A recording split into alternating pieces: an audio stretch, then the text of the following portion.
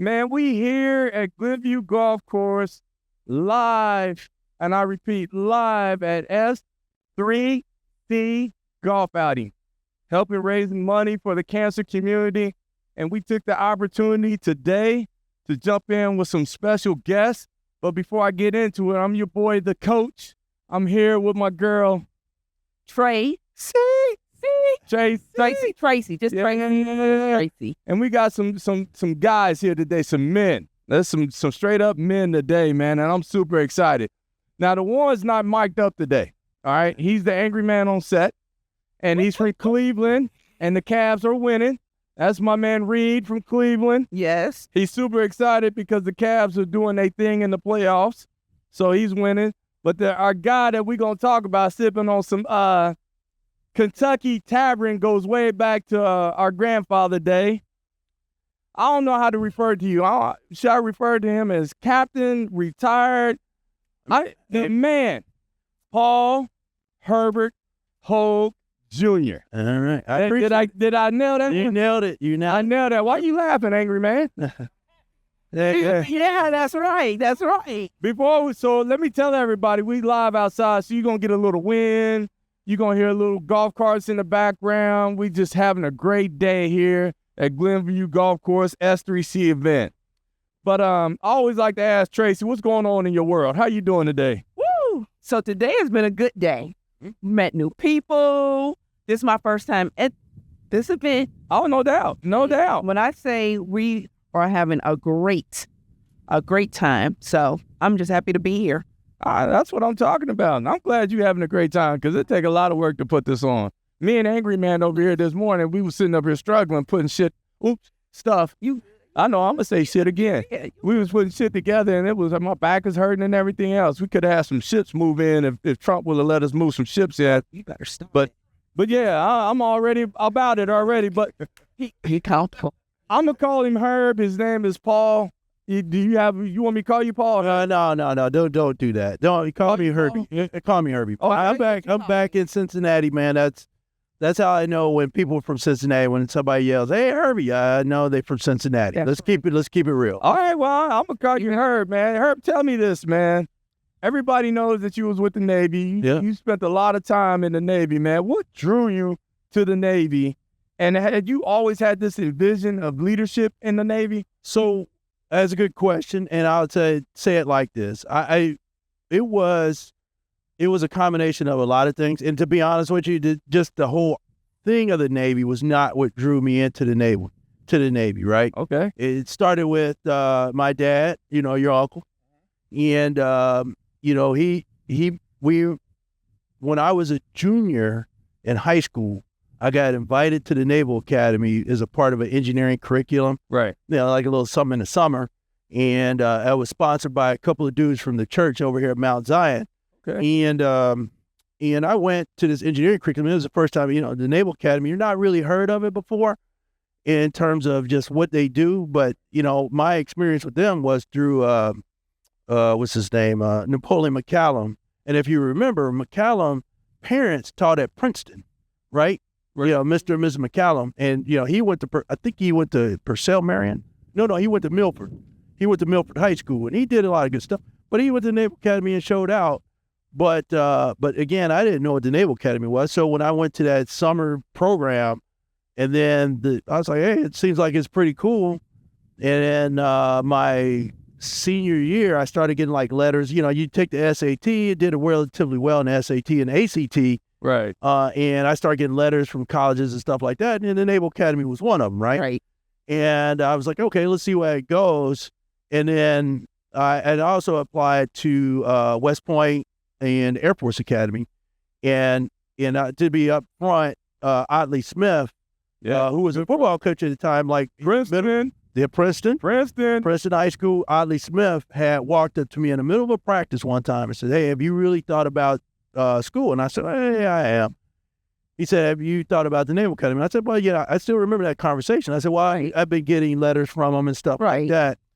And I said, no, I haven't. And he was like, hey, come by my office on Monday morning or the next morning or whatever, and we'll give you these slips and you fill them out, see where it goes. And be frank with you, I filled out slips for the Air Force Academy, Naval Academy, and The Navy, though, dude. we'll get there. I'll get there. And I got to the Army. I'm sorry, the Naval Academy, all the academies with the exception of Coast Guard. And I filled out all these slips, and we just started, going back and forth, right? Everybody started writing me back. The admissions departments Right. for the respective academies started writing me back. Then over time, I began to notice that the Army was kind of like, I don't know. And then it kind of fell off. And then the Air Force Academy did the same thing, and it kind of fell off as well. And then eventually the Navy just kept sending me more and more stuff. And eventually one night I got a phone call. We got a phone call that this one guy was going to show up and do an interview. It's what they call a blue and gold officer. So it's this guy came over to the house, and he sat down. He talked to me and my parents, and we talked for a while. And then he said, "Okay, thanks." He left. He says, "Would you be?" As he was leaving, he said, "Would you be interested if you don't make the Naval Academy, going to a prep school, which is up in Newport, Rhode Island?" And I said, "Yeah, whatever." And then he left, and then me and my dad had a talk, and my dad was like, "Hey man, this is a great opportunity." I said, "Really?" And it come from him is a big deal, right? Right. No Just doubt. by what he could accomplish, right? Right, no doubt. And so he goes, just keep going, see where it goes, and fill out all the other colleges and see what happens.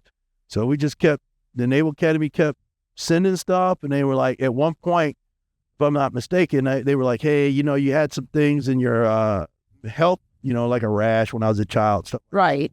They going that deep? They go deep, dude. They go real deep. Right. And, They talking about rashes. yeah, rash. Talking about, man? Rash when I was like 4 or 5 years old, and so they were like, "Hey." Then I went to go see a doctor, and they wrote a letter saying, "Hey, he's free."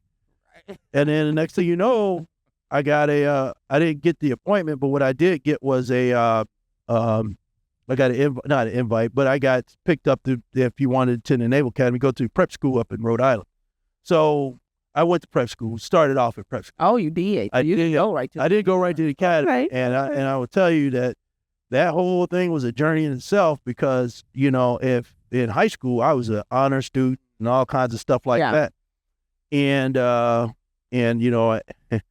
quickly, when I got to prep school, we did a placement, right? Did a placement exams and stuff like that, and I scored out pretty high. And then I was like, man, you start going these classes, and like we did our first 6 weeks. I mean, I had like less than a 1. Wow. Let's go. Yeah, one grade point average is less than a 1. I got to jump in there. Well, go ahead. No, You good. man, who shaped you though? Who shaped you in order to get to this point? So I'll before you say that, I'll say this. I look back and I take the time to look at all you guys, man. But, because I've been gone from Cincinnati for almost 40 years. I know you've been out there on them ships. Yeah. Man. I've been gone for 40 years, but The string is locked up. I do. Yeah, man. I take the time to look back and look at what all you guys are doing. I call the nerve center, right? 1055 Burns with Grandma and Grandpa. Oh, yeah. And I say that I look at all you guys, and I am extreme. First of all, I love all you guys. That go both ways. And I know. And I love all you guys. And I love you too. I know the Kentucky Tap. I got you on that one. Yeah, you got me. Yeah. On that But I will say for Kentucky Tavern Distillery, hey, look, if you deliver stuff to people's houses and knock on the door, drop it off. Back in, yeah. But anyway, I will say this is that I look back at all you guys, and I look at what you guys are doing throughout life, and I'm extremely proud of what all you guys are doing. Right. And it goes without saying, right? Every last one of you. And I'm extremely proud. And I will say that the biggest shape has been all you guys, right? It's easy to say, well, my mom and dad and all this other stuff. And they have. And don't get me wrong, they were. But it's all of you guys. And it's just growing up in the atmosphere that we grew up. And you take that and you couple it with some of the advice that I was getting, particularly from my father. It's like, what do you have to lose? And, it's like, well, you leave Cincinnati. It was like, dude, everybody still be here, Right. no matter what. I'm willing, and the creek don't rise. The creek don't rise. But bottom line is, you just want to give it a shot. So that's why I went to the prep school. And like I said, the first 6 weeks didn't go very well. And they moved me to lower track classes, and I began to pick up my grades because I needed like a 2.0 to graduate. it move on. Yeah, I'm sorry, I got raised my head. You said lower track schools. Is that like something that they have in Aiken High School? I know I get in trouble for this because they had that in Aiken High School. Did you have lower track? No. I never even heard of lower track. Okay. Yeah, what I said, They was the same. I didn't know because I had to sit out in the hallway. yeah. And they was, you know what I'm saying? You have to go back to the hallway. Okay, my bad. Go ahead. My That's where you bad. about to go. My bad. I know you got a question. Stay on. So to finish the story is that first year was very trying, right? And it was like I didn't know whether I was going to make it or not. And you just keep, as your uncle would say, just keep at it, man. Yeah, that's right. Just keep at it. Don't quit because you don't know how it would turn out. If you quit, you know how it turn out. That's right. You just didn't finish it. That's right. But if you don't quit, you will never know how to finish. You'll have regret. And I was like, all right. So you just keep going and keep getting your grades up. Yeah. Keep working hard and stuff like that. And eventually I did get above the 2.0 requirement. That's what I'm And then I moved on. I graduated from prep school. Yeah. And then was able to get into the Naval Academy. And from there, I'm not going to tell you it ballooned out because the Naval Academy was a challenge as well. So let me, not to interrupt you, but let me ask you, Herbie. So this is something new, but I didn't know that you had to have a certain GPA or grade point average to even be into the Navy. Yeah. So It's just like being accepted into a college. So 2.0 is the most, back then it was the most important. Yeah. It was the most important cut line that I ever had. Right. And so while I was at the Naval Academy, I got there and, first thing they do is give you a, Test. give you like a placement exam. And I was Right. like, the last time I did a placement exam, It didn't look so it didn't look so good. Right. So I was like, even though I knew the answers, I was like, yeah, we're going to play this one out the right way. So sorry, people. My bad, Herb. So just to finish at the Naval Academy, again, these are like blessings in life, right? Right. I got a lot of good guys around me there. The Naval Academy did their thing. And I showed up and, you do your 4 years there. And I was a mechanical engineering major. And again, that was a struggle. And then one time I was like, man, I had enough. Grades were falling down, so on and whatnot. I was like, man, the key here is to graduate. Right. And I just still remember the day I was walking across before my junior year. I was like, I'm tired of mechanical engineering. This is not going well. I was going to walk across the yard to go talk to my counselor and say, hey, I had enough of mechanical engineering. Put me in general engineering. Go. But as I walked across, another brother was walking back, and there's a guy named Mel Brown. And I said, hey, Mel, how you doing? He said, yeah. I said, why are you doing? I knew he was the only black guy left in naval in mechanical engineering curriculum. And he said, I dropped out. Mm-hmm. And I said, oh, really? And he said, yeah. And he said, where are you going? I said, well, I'm going to talk to the counselor, man. I had enough. And I walked about halfway there, and I said, you know what?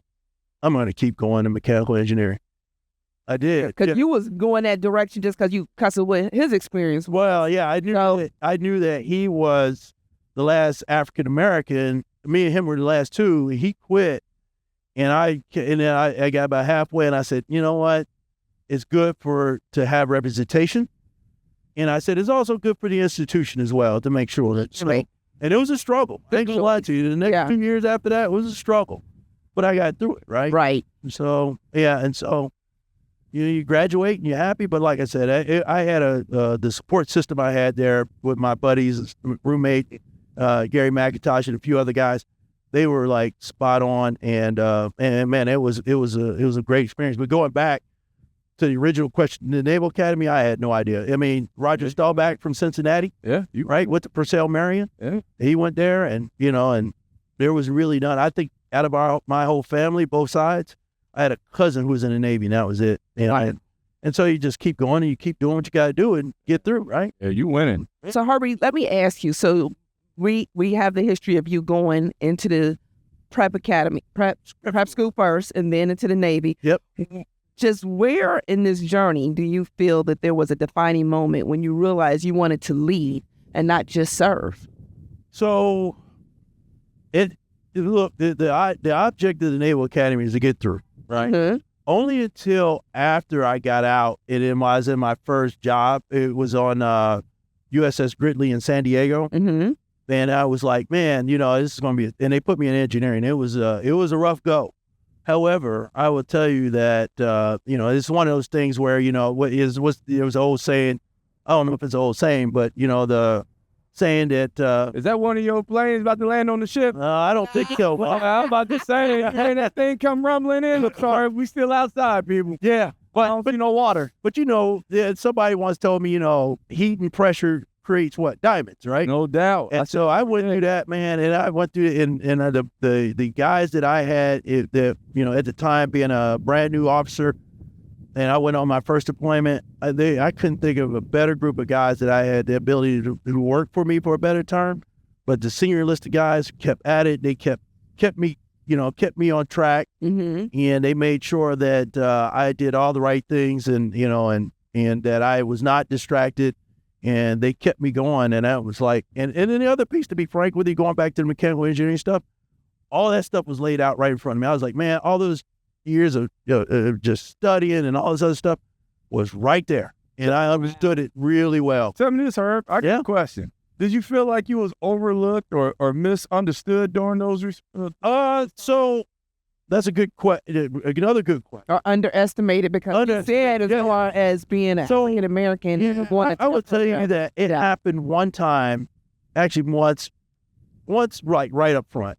When I was a junior, and I can't remember what I did. One of my classes didn't go well, and the instructor was some dude from the University of Florida. I remember in Florida, and he was like, he wrote, "Hey, this, put him in general engineering because he doesn't have the aptitude to continue on." And he said, "Hey, look, you don't have the aptitude to do it." And I read that, and I was like, yeah. That threw another log in the fire, right? Right. And so I just continue on. And I saw that guy right before I graduated. He was like, "Hey, how you doing?" I said, "Yeah, fine." I had the aptitude. Yeah. No, I'm just No. I told him. No. He said aptitude. That means the smart and the intelligence to. But you're right, though. Yeah, that's what I'm saying. So but I'm like, so how you doing? I got the aptitude. Both of them went to public school. Whatever. And so here's the thing, though. When I saw him, and he goes, and this is like, I finished everything, and it was like a couple of days before graduation, and I saw him, and he goes, "Oh, how you doing? Did you finish up?" I said, "Yeah." He goes, "Congratulations. Hey, had a general engineer." I said, No, I finished as mechanical engineering. He goes, "Look, what?" And he stared at me for a minute, and then he just smiled and shook my hand. Right. And that was the end of it. And so, it was, hey, you move on. So but I will say this, when you say underestimate. Yep. Did you feel underestimated? I will say that the best way to answer that question is I underestimated myself. Oh. And the reason why I say that is when I retired and looked back at the arc of everything I was able to accomplish in the Naval Academy through my naval careers, you would say, "Did you think you could make it?" And I would have said, "No." But I did make it. And you did make it. And so, so that's why I look back and say, I underestimated myself and what I was capable of doing. So can you tell us, like, during your time serving or leading, were there times where you had like a high pressure situation? We need to hear about a high pressure situation. I got a lot of where your leadership was truly tested. So that's a good question. That's a very good question. And I will say this. Everybody done perked up around the table. So I will say this. It's a good, fantastic question. And what I'll say is this, is that one of the things, I saw some dude, I was watching this show about Vietnam, and they had some guy on, and he made a comment. In the military, good leadership is when the situation that is worse, you got to be at your best. That's right. That's and it's everything in football, right? Because they test you. Your leadership, you got to be at your when the situation that is worse. That's right. You got to be at your best. And I will tell you that when I had command of a ship down in my first ship, and you don't know what command is like until everybody is staring at you and you have nobody to turn around and look at. Say, what do I do? And I had that situation. And you're just like, hey, we're just going to, and in that situation, we're going to go. And then one night we were out, and we got caught in a storm, and real bad storm. And I was like, man, and I was up on the bridge in the middle of the night, pilot house. It's out in the ocean. It was out in the ocean. It was actually, it was out. And you're like, man, and it was relatively, at that time, in my first command, it was a relatively small ship. Mm-hmm. And I was like, man, this is not good, and we were, it was, the wind was like somewhere about 90 miles per hour. Right. And waves are coming over in lightning and rain, whole 9 yards. And in the ocean. Yeah. Oh, yeah. And, the radar, all that stuff, all is gone because of the weather. Bottom line is, I was scared. I was deeply scared because the other But you can't let them see that. You can't let them see that. Exactly. You can't know that. And it goes back to, hey, when the situation is worse, you got to be at your best. Yes. And, now you start making like a bunch of decisions that we're going to do this, we're going to do that. And in the middle of the night, I put everybody at battle stations to get the readiness of the ship at its highest. Wake up everybody, make sure they stand up. Because I didn't know how this was going to go. And not, and then, our radio, we have this little local radio, everybody who's out at sea is usually on it. Mm-hmm. And people were like, hey, we need help, this, that, and everything else. Man, it was pretty bad. And you have no situational awareness. And people were like looking at you to make sure you got but that you're in control. Make sure you're right. in control. They're looking for your leadership. And looking for your leadership and making all the right decisions. Right. And you realize that at that time, you got 80 people's lives are like in your is in your hand. Yeah. You got to make a decision. So then, obviously we got through it, but after it was over, I remember, just like, hey man, I was like, I was glad this was at night because nobody could see that. I was kind of shaking. Yeah. But the other piece, I will tell you, another situation was, and goes to know yourself, right? Right. In order to be a good leader, you got to know yourself, understand yourself. I learned that, right? You got to learn yourself. And you will take you to depths that you really didn't understand yourself. So when I was, you get deep. Yeah. You sent me these questions ahead of time. Right. Deep, man. And so one time we were off with this country and they were doing we had a certain capability on our ship. And we were off a certain country, and they were doing some operation, and we were set to observe it. And I knew that the information that we were given would go not only back to 3-4 star, but it was going back to the White House. And we were the first ones on the scene, and this country was launching a missile.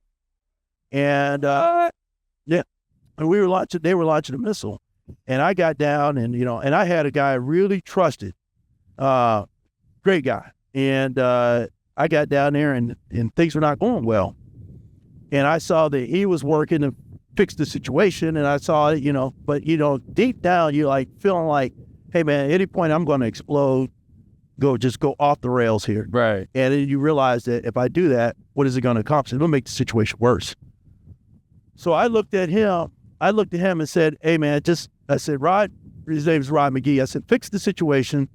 Keep working and fix the situation and call me when you're done. Because I was like, I'm not going to add to this problem. I mean, this is going to get worse. And you got to do some stuff. And he called me and he said, hey, Cap, we fixed it. Sorry. We fixed the situation.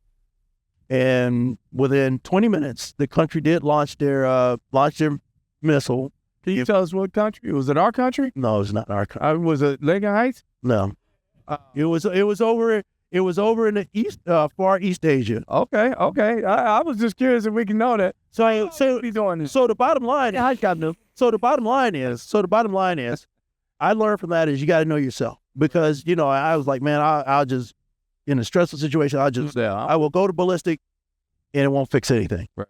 They fixed it. I came back down, and the ship performed as it should have, and we did our job, and we moved on. That's because of leadership. Yeah. I got a question. I always raise my hand. Yeah, because back in school, I had to raise my hand for them to call on me. Otherwise, they overlook me. I'm gonna read this word for word. Hurt. As a black captain in the Navy, what unique challenges did you face that others might not have seen? You really want to answer that, brother? Let's dig deep. Answer is none. What? Answer is none. I like it, Tracy. Do you believe it? I don't believe. I at this day and age, I look back and I will tell you that I had no situation. Not at one time did I ever feel that because of color that I was a captain on a ship and I was treated no different than my fellow white captains, and there were some other ethnicities out there. Yeah, it was like you got a job to do. Go do your job, and make sure your ship does your job, and you will get held accountable. Now, where when I feel bad about is you get a little, you always feel you get that little bit of extra scrutiny, right? Right. And you know that, okay, it goes back again to all the stuff you learned here in Cincinnati, and you know that.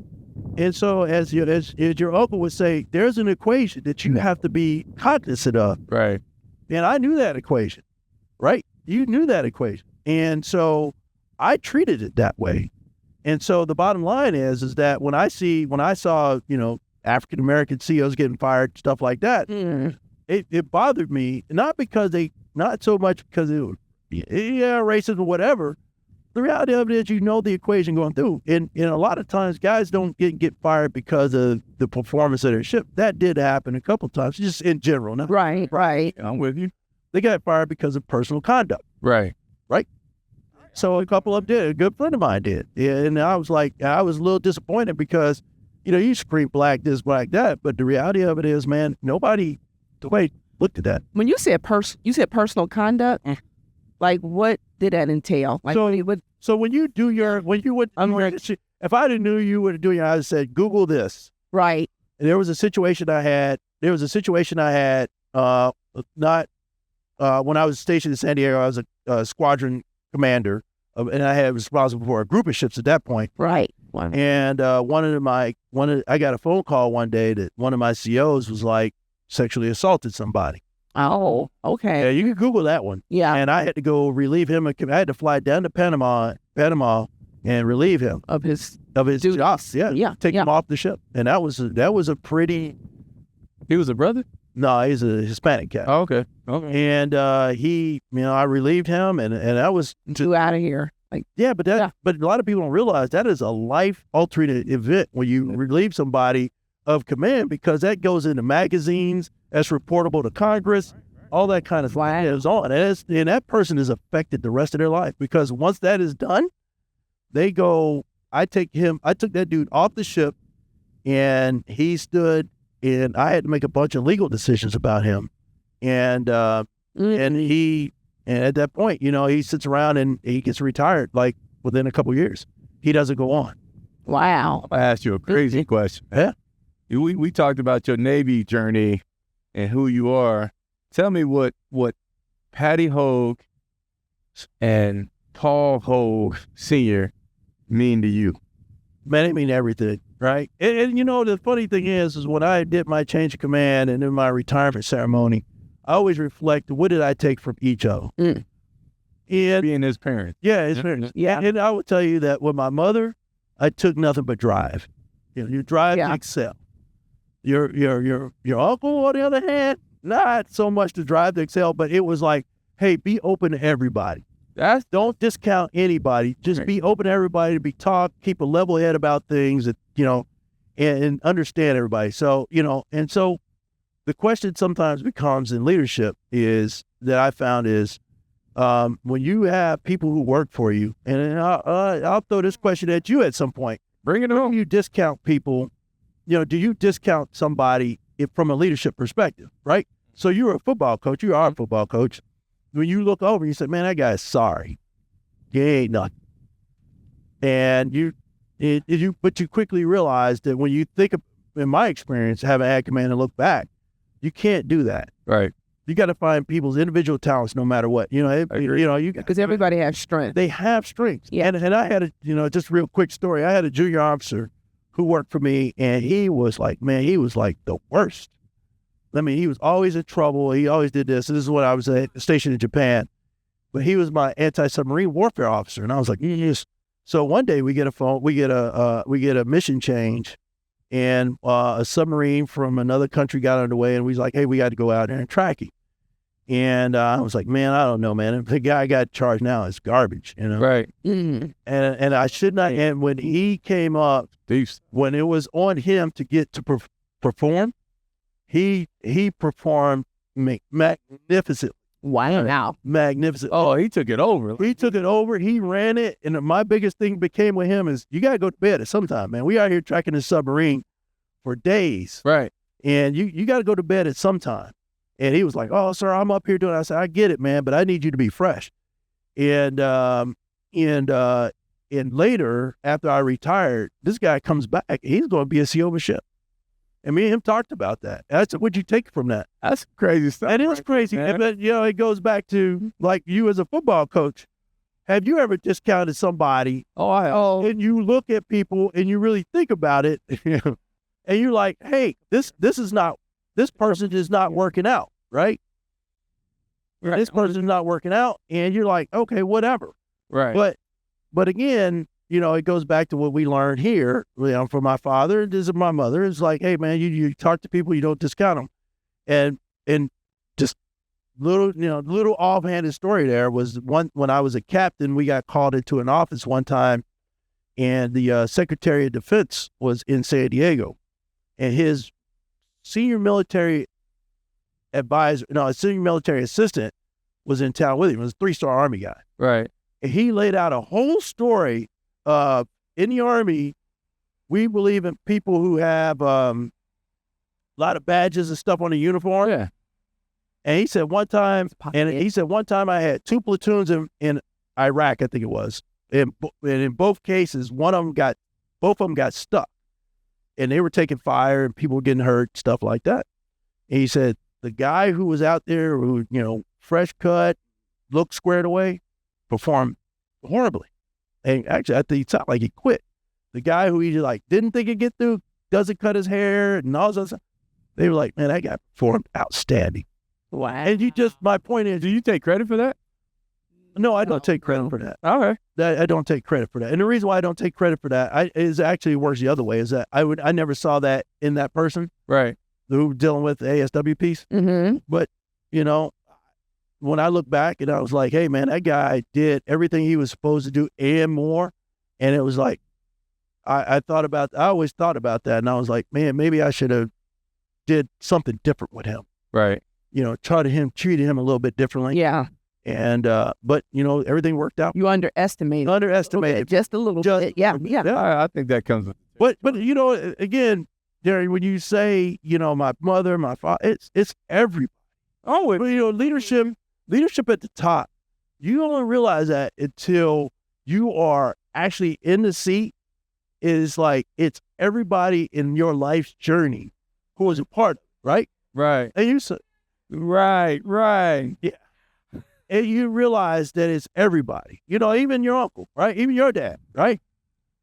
When I was my first engineering job, I walked down into the space the first time, and they use gas turbines for propulsion. I think I told you the story. Oh yeah. And I look up, That's good and it said, and I look up, and there's this big gas turbine there, and on it says manufactured in General Electric in Evendale, Ohio. And I was like, my uncle was responsible. Wow.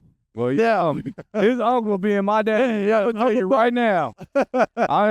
Now what I did. I'll tell you right now. I did tell Uncle Buck that, and I called him on the phone. I said, hey, guess what? This, that, and everything else. He said, well, did everything go in the right direction? But anyway, my point in all that is, leadership comes deep down and it digs in places people just don't realize. Oh, that's across right. the board, man. I hear it at home, man. My wife and I have these conversations too, man. It gets to the point where it's almost it consumes you a little bit. It does. You know what I mean? Because your thought process is always about how do you make somebody better, or do I gotta let this person go? But your responsibilities are so deep that people don't understand, right? So when I had Commander Curtis Wilbur in Japan, we couldn't go anywhere because I always got phone calls. Like, this happened, this happened, that. Me and my family, Tina and the kids, we go out to have dinner. My phone be. They call you. Yeah, really. But about goes with the position. Comes with the position. Yes, yeah. And you have to understand that going in. It's depressing. Yeah. Let me tell y'all something, man. I'll be laying in the bed with my wife, man, and her phone be going off and stuff. Yeah. Like, what's going on? The first thing come to my mind, like, who calling you this late at night? But I'm with you though. That phone don't stop ringing. I have a deep appreciation for people who have been in leadership positions where you're in a position where you're accountable for people in their performance. I have a deep appreciation because people, you have, I still, even now today, I was like, man, somebody will say something about the person who's in charge of where I work at. I was like, you have no idea. Have no clue. And like I said, the other piece is it goes deep into your life, right? And, one of the things I had to look back on is how I discipline people, right? In the Navy, it's popularly known, we have this disciplinary thing called captain's mast. Right. Right. And I could take a guy to mast, captain's mast, and I could give that person, him or her, 45 days of restriction, take half month's pay for 2 months. And what's all right. Right. I could do that. And I did that. And I used to do that a lot, to be frank with you. And everybody was like, it keeps happening over and over. And then you ask yourself, and then finally, like years later, how did that happen? What is going on with me? And I thought about it, and I was like, hey, you know what? It comes down to a very simple thing. I told you not to do something, and you did it anyway. Right. And guess what? You disrespected me. And it's just as simple as that. And I had to get a control of that. Wow. Oh, we can go all day. We can go all day. Yeah. All day with this one. All right. Hey, go ahead, Trey. I know you got the last one. Yeah, so no, we got to wrap it up. We're about to wrap it up here. Our final question is, what would you not specifically just give to younger Black men and women, but just younger people in general as far as the service, and what would you have them take from your story today?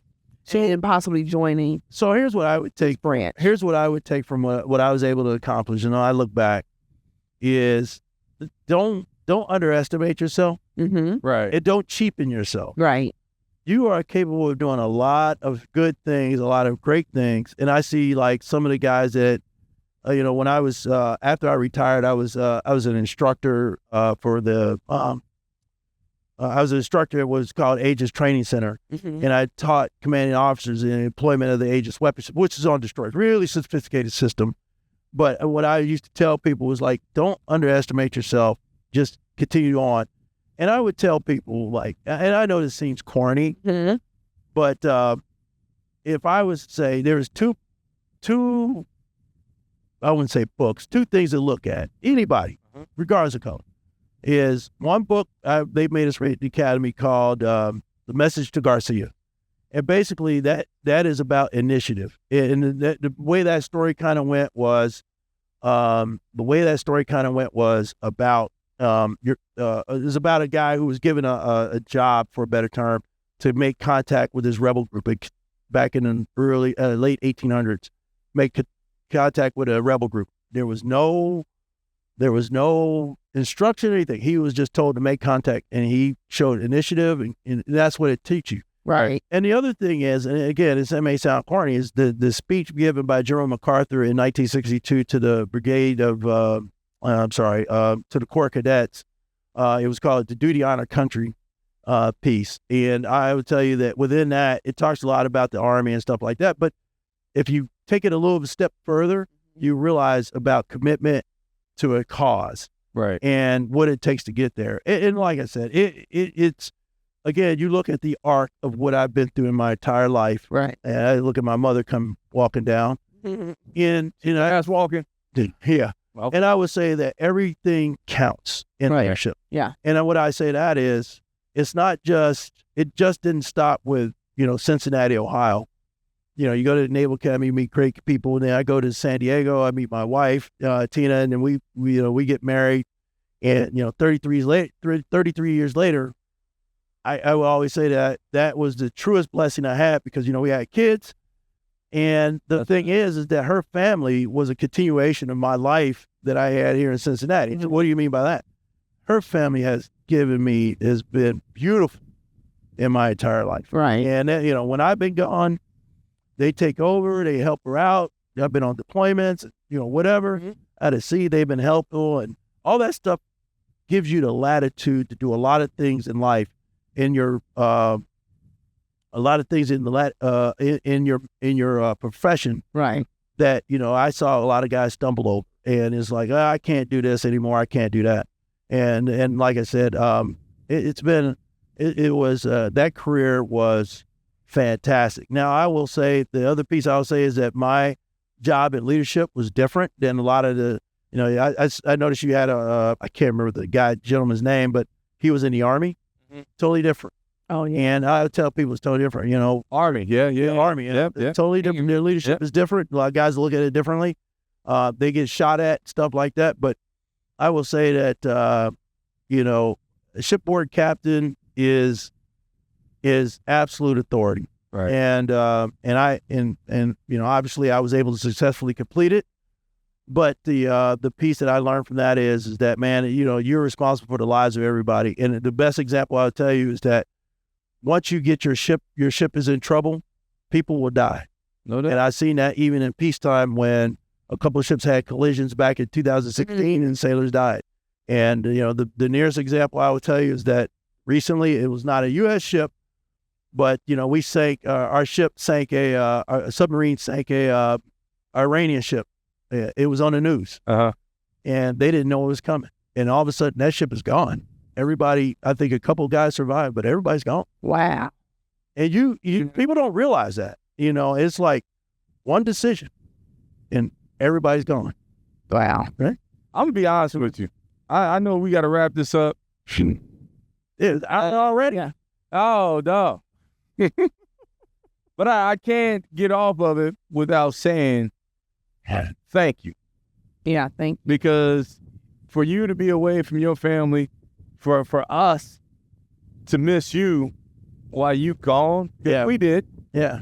And you out there serving us and making us feel safe at home. Yeah. And it's nothing but admiration and appreciation for everything that you've done. But I'm gonna take it a step further. If anybody's built for it, you were. Yeah. Don't underestimate. The other thing I learned is again, it goes back, don't underestimate yourself behind the situation.